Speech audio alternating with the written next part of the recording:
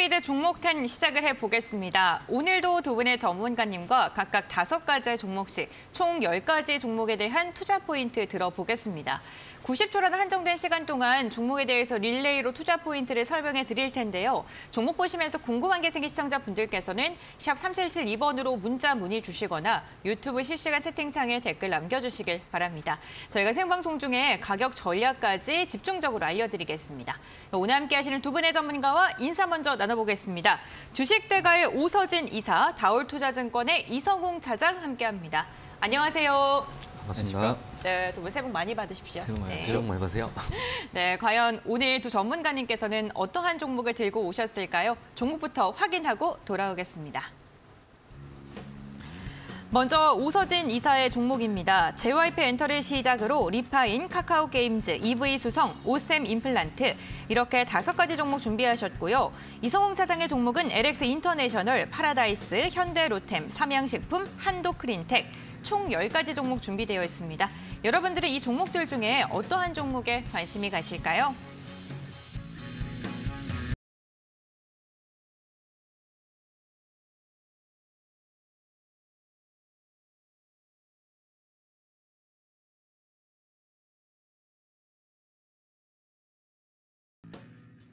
네, 이렇게 총 10가지 종목이 공개됐습니다. 시청자분들께서는 궁금하신 종목들에 대한 문의 편안하게 해주시길 바라겠고요. 그렇다면 첫 번째 종목부터 투자 포인트 들어보겠습니다.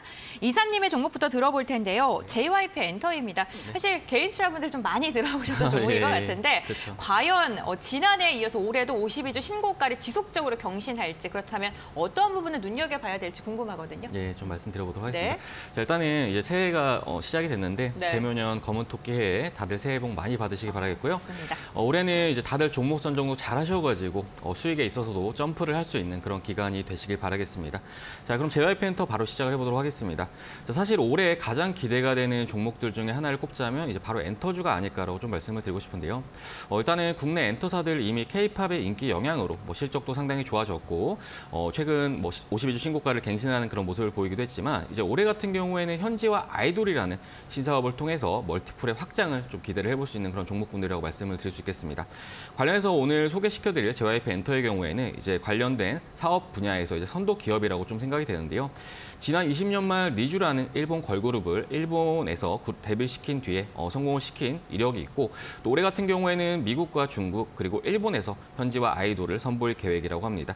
자, 앞서 말씀드렸듯이 이미 리주라는 그룹을 성공시킨 이력이 있기 때문에 앞으로 데뷔하는 현지와 그룹들도 얼마든지 성공을 해볼 수 있는 그런 가능성 좀 열어둘 수 있지 않을까라고 좀 생각이 되고요. 무엇보다 이러한 신사업들이 가시화가 될 때에는 주가 역시 폭등세를 나타낼 수도 있다는 점에서 지금의 시기 JYP 엔터에 대해서 좀 관심을 가져야 하지 않을까 싶습니다. 시간이 얼마 안 남았는데 덧붙여서 좀 말씀드리자면은 JYP 엔터 같은 경우에는 현재 스트레이키즈라는 매우 강력한 IP를 가지고 있습니다. 그러면 스트레이키즈는 지난해 미국 빌보드 200에서 2번이나 1위를 기록한 그룹이기도 한데요. 때문에 이렇게 다양한 라인업을 통해서 올해 같은 경우는 기대해 볼 수 있겠습니다. 알겠습니다. 스트레이키즈에 대한 지적 재상권이 조금 모멘텀으로 언급을 해주셨고요. 올해가 더 기대되는 기업이다라고 언급해 주셨습니다. 다음으로는 이성호 차장님의 종목인데요. LX 인터내셔널입니다. 이 종목 같은 경우에는 공매도 과열 종목이 연장돼서 오늘까지 지금 지정이 된 상황이거든요. 네. 네, 그래서 우선 지금 주가가 좀 3일 연속 지난주에 이어서 이제 오늘까지 좀 떨어지는 상황에서 한번 이제 그 낙폭이 좀 하락폭이 네. 좀 계속 이제 좀 줄어드는 상태에서 오늘 한번 좀 매수 한번 관점으로 해도 괜찮지 않을까라고 생각이 되고 있고요. 뭐 공매도에 대한 부분도 있지만은 실질적으로 4분기 실적에 대한 우려감이 좀 있는 상태다라고 좀 말씀드릴 수 있겠는데 지금 이제 상사 쪽 같은 경우에 거의 본다고 하더라도 LX 인터넷뿐만 아니라 모든 상사 업체들이 지금 굉장히 힘든 힘든 시기를 많이 보내고 있다라고 말씀드릴 수 있겠는데 뭐 여러 가지 부분에 있어서 물류나 뭐 자원 쪽 여러 가지 그의 부분에 있어서 뭐 금리도 그렇고 유가나 이런 상황에서 어떤 수익을 내기가 굉장히 힘든 구조이긴 한데 하지만 LX 인터내셔널 같은 경우에는 지금 현재 원화 약세나 또 원자재 가격에 대한 부분에 있어서 너무 과도한 우려가 좀 주가에 반영되지 않았나라고 좀 생각이 되고 있고요. 지금 이제 포스그린 파워 파워나 또 항공유리 실적이나 이런 부분에 있어서 트레이딩 실적에 대한 부분 같은 경우는 지금 현재 이제 올해 1분기부터는 이제 정상적인 수준으로 올라올 가능성이 있다라고 좀 생각이 좀 되고 있고, 뭐 그러기 때문에 최근에 어떤 주가가 하락했을 때 저평가 구간으로 지금 들어가고 있다라고 좀 판단되고 있습니다. 뭐 그러기 때문에 한번 매수 관점으로 접근해도 괜찮다라고 판단되고 있고요. LX 인터내셔널 같은 경우는 거의 뭐 9월부터 주가가 움직이지 않은 상태에서 뭐 항상 저평가 매력 있는 종목으로 항상 부각을 받았지만 지금 현재 가격은 괜찮다. 알겠습니다. 네. 지금 주가의 하락에 과도한 하락이다라고 이야기를 해주셨습니다. 다음으로는 오서진 이사님의 두 번째 종목 리파인 한번 들어보겠습니다. 상한가를 터치한 후에 꾸준하게 조금 하락을 하고 있는 종목인데요. 예, 이틀 정도 지금 조정이 나오고 있는데요. 네. 일단은 뭐 최근 빌라왕 사건 뭐 다들 아실 거라고 생각이 됩니다. 1139채의 빌라와 오피스텔을 보유 중인 일명 빌라왕이 전세 보증금을 돌려주지 않고 극단적인 선택을 하면서 임차인들이 전세 보증금을 돌려받지 못한 사건인데요. 그리고 최근에 이제 제2의 빌라왕과 제3의 빌라왕 사건까지 연이어 또 발생 중인 상황이기도 하기 때문에 상당히 좀 이슈가 되는 그런 부분이 아닐까 싶습니다. 아무래도 이제 부동산 경기 하락과 전세값이 하락으로 인해서 전세값이 매매값에 육박하는 깡통 전세가 급등을 하면서 이제 관련된 피해 사례는 더욱 늘어날 것으로 전망이 되고 있는데, 이에 따라서 최근 전세 보증금 반환 보증 보험에 대한 가입 규모도 역대 최대치를 갱신 중이라고 합니다. 자, 아무래도 이제 전세 보증금이라는 것이 임차인에게 있어서는 이제 재산에서 상당히 좀 많은 비중을 차지할 수 있는 그런 재산이 될 수 있기 때문에 피해를 예방하고자 하는 이제 가입에 대한 수요는 더욱 늘어날 것으로 전망이 되고 있는 그런 상황이고, 이제 관련해서 오늘 가지고 온 리파인이라는 종목은 이제 현재 전세 보증금 반환 보증 보험의 판매 서비스를 또 진행 중입니다. 현재 뭐 실적에서 그리 큰 비중은 아니라고 좀 볼 수 있겠지만 관련 실적은 매년 꾸준하게 성장을 하고 있는 상황이고요. 그리고 이제 근본 사태를 통해서 더욱 많은 성장을 하면서 이제 매출에 좀 기인을 하지 않을까 생각이 됩니다. 또한 리파인은 전세 대출 권리 조사를 하면서 해당 사업 부문에서는 국내 시장 점유율 91%를 차지하고 있는 상황인데, 대출 기간에 있어서 대출에 대한 리스크를 조금 관리하기 위해서는 해당 업무가 또 중요하기 때문에 물론 지금 당장에 시장은 좋지 않지만 조금씩 살아나는 그런 흐름 좀 기대해 볼 수 있겠습니다. 알겠습니다. 리파인까지 투자 포인트 들어봤습니다. 전세 보증금 가입이 역대 최대를 기록하면서 이로 인한 수혜가 기대된다고 언급해 주셨습니다. 다음으로는 이성웅 차장님의 종목인데요. 파라다이스 한번 들어보겠습니다. 네, 파라다이스 지난주 후반까지 주가가 좀 신고가까지 기록하는 모습 맞아요. 보여주고 금요일 그리고 오늘 좀 조정을 받고 있는데, 저는 이런 신고가에 대한 랠리 부분 같은 경우가 계속 이어지지 않을까라고 생각이 되고 있고요. 이 파라다이스의 주가가 지금 7월 중순부터 이 계단식으로 차곡히 지금 잘 가고 있습니다. 뭐 이런 이유 같은 경우가 역시 뭐 일본 쪽에서의 뭐 무비자 입국이나 뭐 이런 부분이고, 2차 랠리 같은 경우가 이제 중국 쪽에서의 이 코로나, 어떤 위드 코로나와 같은 정책이라고 좀 판단되고 있는데, 실질적으로 본다고 한다면은 이 일본 쪽에서의 이 VIP 드랍액이나 홀드율 같은 경우는 11월 달이 10월 달보다 좀 떨어지는 부분이지만, 주가가 뭐 가는 부분 같은 경우는 역시 중국 쪽에서의 기대감이 크다라고 좀 생각이 되고 있고요. 지금 현재 이 중국 쪽에서의 이 홀드율이나 뭐 VIP 입장객이 아니라 이런 부분이 이제 복합 리조트까지 실적이 연결이 된다고 한다면, 이 빅카지노 쪽에서의 뭐 기대감은 다시 한번 파라다이스의 주가에 한 번 더 반영될 가능성이 크지 않을까라고 좀 생각이 되고 있고요. 당연히 올해는 흑자 전환에 대한 부분은 저는 이제 기정사실화 되지 않을까라고 판단되고 있으면서 매수 관점을 좀 말씀을 드리도록 하겠고, 지금 현재 뭐 아시겠지만 주위에 굉장히 뭐 일본 쪽 여행을 많이 가는 상황으로 좀 보고 있는데, 일본 쪽에서의 이 항공에 대한 노선에 대한 증가나 여러 가지 부분에 있어서 이런 투자 심리는 파라다이스 주가에 반영되지 않을까 이렇게 판단됩니다. 네, 알겠습니다. 파라다이스 중국과 일본 관광객 증가로 인해서 수혜가 기대되고 올해 뭐 실적 개선세는 기정사실화되어 있다라고 판단된다 이야기해 주셨습니다. 참고해 보시면 좋을 것 같고요. 다음으로는 오서진 이사님의 종목입니다. 카카오 게임즈 한번 들어보겠습니다. 네. 자, 지난주 국내 게임 업체들 1년 6개월 만에 중국에서 판호가 발급됐다는 소식으로 강한 반등세를 보여주었는데요. 반등 당일날 종목별로 상승폭을 좀 반납한 종목들이 있었지만 지수 영향을 고려했을 때 단순 동조화 정도로 좀 생각이 됩니다. 자, 그렇기 때문에 이제 이번 판호 재개와 관련해서 앞으로 게임 산업 전반에 걸쳐서 좀 긍정적인 모멘텀으로 작용을 할 것으로 좀 보이는데, 관련해서 게임하면 또 빼놓을 수 없는 게 이제 신작과 관련된 모멘텀이 아닐까라고 좀 생각이 되고요. 그래서 이제 오늘 이번 시간 카카오 게임즈 같은 경우에는 올해 가장 많은 또 기대작들을 선보일 걸로 예상이 돼서 또 가지고 와봤습니다. 자, 먼저 이달 5일에는 서브컬처 모바일 수집형 RPG인 에버소울의 서비스가 예정이 되어 있는데요. 새해 처음으로 출시되는 게임으로 약 130만 명이 넘는 이용자들이 글로벌 사전 예약에 참여한 것으로 알려져 있습니다. 때문에 새해 첫 흥행을 기록을 하는 그런 게임이 되지 않을까라고 이렇게 좀 말씀을 드릴 수 있겠고요. 그리고 이제 아케이지 워가 또 1분기 내에 또 출시가 될 예정인데 아케이지를 원작으로 하는 게임으로 아케이지는 과거 전 세계 2천만 이용자들에게 사랑을 받았던 게임이기도 합니다.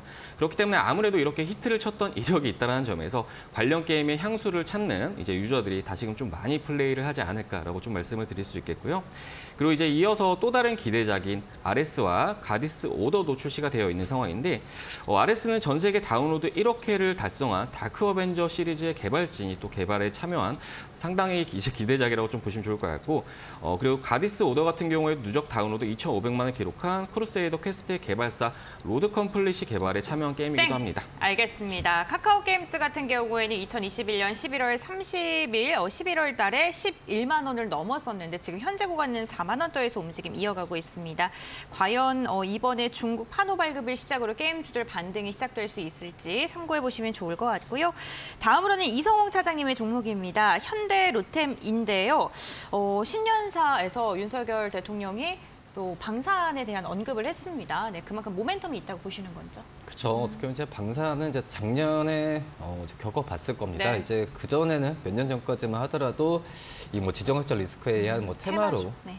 좀 분류가 됐지만 뭐 수출이나 그리고 그리고 어떻게 보면은 정부 정책에 의한 그 이득도 좀 많이 보고 있을 네. 상황이라고 좀 판단되고 있어서 방사는 올해 안에 우리나라에서의 어떤 경제적인 상황에서 봤을 때 효자 어떤 산업이지 않을까라고 좀 생각이 되고 있고요. 특히 이제 방산주들은 여러 종목들이 좀 많다라고 생각이 되고 있는데 그 안에서 이제 현대로템 같은 경우에는 약간의 주가에 대한 부분에 있어서 약간 덕을 보지 못했다라고 좀 생각이 되고 있고 그런 전에 뭐 LIG 넥슨이나 뭐 하나디펜스 여러 그 유도무기나 이 디펜스 쪽에 그러니까 방어 측에 강한 그런 기업들이 주가에 먼저 1차 레이팅했다면 뭐 이제는 이제 현대로템이 이제 2차에 대한 수혜가 되지 않을까라고 생각이 되고 있고 이런 부분 같은 경우에는 뭐 K2 차 같은 경우에도 지금 4차 양산까지도 지금 계획이 되고 있는 상황이기 때문에 뭐 수주에 대한 부분은 기대감이 크다라고 좀 생각이 되고 있습니다. 뭐 폴란드뿐만 아니라 이 노르웨이 같은 유럽 국가에서도 이 K2 전차에 대한 관심이 많이 이어지고 있는 상황이고 이런 부분은 자연스럽게 이 수주로 이어진다라고 좀 말씀드릴 수 있겠고요. 그다음에 뭐 수소 쪽에서의 새로운 신사업에 대한 가시화도 올해 분명히 일어날 가능성이 크다라고 지금 판단되고 있어서 현대로템 주가 쌀 때 사도 괜찮지 않을까 이렇게 판단됩니다.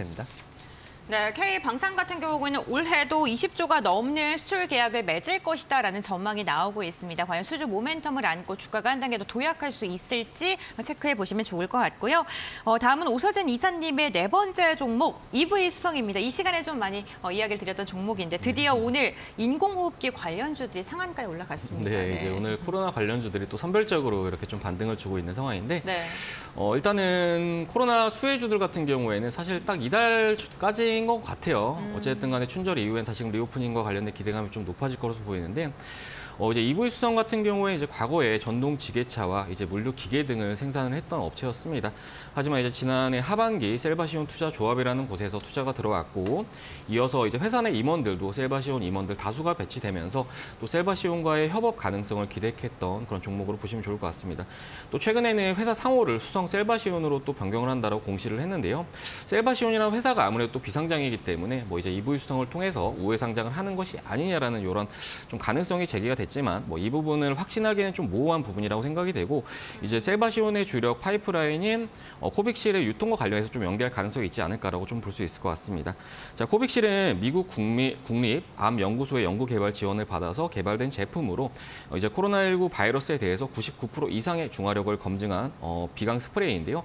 현재 15개 국가에 수출을 진행 중인 그런 상황이고 이제 그러면서 최근 중국 내 기업들과도 이제 판매에 대한 협의를 진행 중인 걸로 알려져 있습니다. 자, EV 수성은 관계사 셀바시온을 통해서 중국 안희대천 바이오 엔지니어링 유한공사와 코빅실에 대한 공급 논의를 진행 중이라 밝히기도 했는데요. 이외로도 다양한 현지 업체들과 협의 중인 걸로 알려져 있는데 이제 관련된 이슈들이 조만간에 좀 연이어서 또 나올 가능성도 배제할 수 없고 또 주가 역시 상당히 잘 지켜주고 있어요. 때문에 지금 저는 괜찮아 보입니다. 네, 알겠습니다. EV 수성에 대한 투자 포인트 말씀해 주셨습니다. 그리고 코로나19 관련주들 이번 달까지만 바라봐야 된다라고 언급해 주신 거죠. 네, 알겠습니다. 그 부분 좀 참고를 해보시면 좋을 것 같고요. 다음으로는 이성홍 차장님의 종목입니다. 삼양식품인데요. 투자 포인트 들어보겠습니다.